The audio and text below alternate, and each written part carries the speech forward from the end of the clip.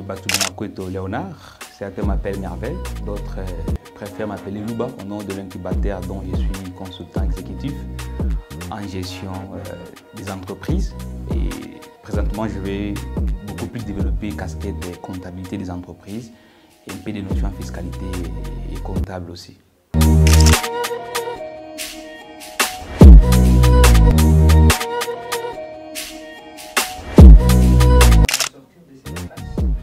Oui, c'est comme j'aimerais beaucoup plus qu'on puisse utiliser des termes purement simples pour que même celui qui n'a pas fait de longues études puisse comprendre pourquoi nous traversons ces genres de périodes, pourquoi la conjoncture devient de plus en plus un peu dure en fait. C'est pourquoi en termes de théorie, je ne pourrais pas proposer de théorie, mais je pourrais proposer des solutions mais qui émanent de ces théories-là, de ces théories en fait. Alors, la première solution, c'est d'abord la productivité. Nous devons plus produire, pousser des opérateurs économiques et produire davantage. Mais aussi exiger en fait, la population, exiger au pouvoir public de dépenser selon ce qu'on appelle les lignes budgétaires d'autorisation en fait. C'est-à-dire, on vous a autorisé à dépenser jusqu'à quel montant. Ne faites pas les dépassements budgétaires. Respectez votre ligne budgétaire. Ça, c'est aussi parmi les solutions. Et troisième solution aussi, selon les théories toujours de manière réelle, nous devons imposer à tout importateur de payer le marchandise en francs congolais. C'est-à-dire qu'ils arrivent au pays, au lieu de faire les achats en dollars, ils doivent passer par la banque. Parce que dès qu'ils passent par la banque pour acheter des francs, il y a des commissions que le gouvernement gagne. Et ces commissions-là permettent en sorte que même s'il y a des dépassements budgétaires, que ces commissions-là puissent garder la balance en équilibre.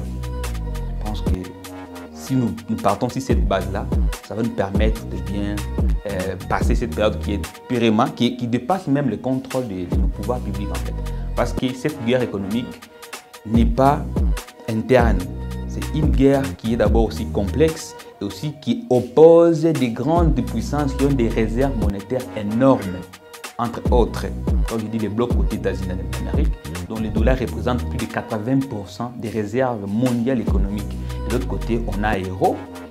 Maintenant, c'est Yann qui vient aussi à grande puissance avec la nouvelle banque mondiale économique mise en pied par BRICS. On va Chine, Brésil, Russie, Inde et Afrique du Sud qui viennent avec une nouvelle banque. À dire, toute cette guerre-là, nous à l'interne, ce qu'on peut faire, c'est produire plus et respecter les lignes budgétaires, mais aussi asseoir notre monnaie locale.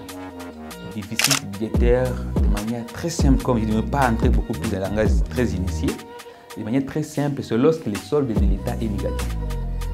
Ça veut dire, l'État, quand on dit budget, quand on dit déficit budgétaire, on voit les mots de budget, on voit la prévision en fait. L'État avait prévu de dépenser 1 000 $ pour le mois d'avril.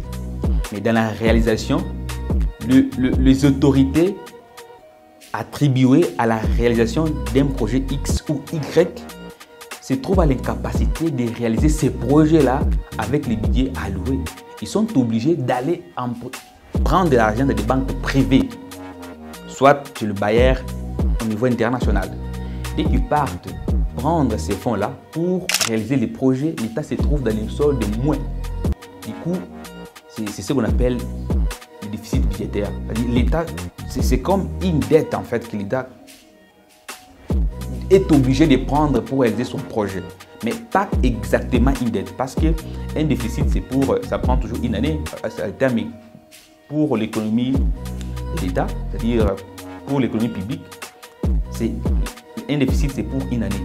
Mais une dette, c'est une accumulation des déficits en fait. Je prends encore un exemple si simple pour faire comprendre même ceux-là qui ne sont pas économistes. C'est à la maison, papa avec la trésor avec maman, c'est toujours vous consommez souvent 200 $. Mais c'est fait que, je ne sais pas par quelle magie, maman se trouve à l'impossibilité de vous faire nourrir avec ces 200 $.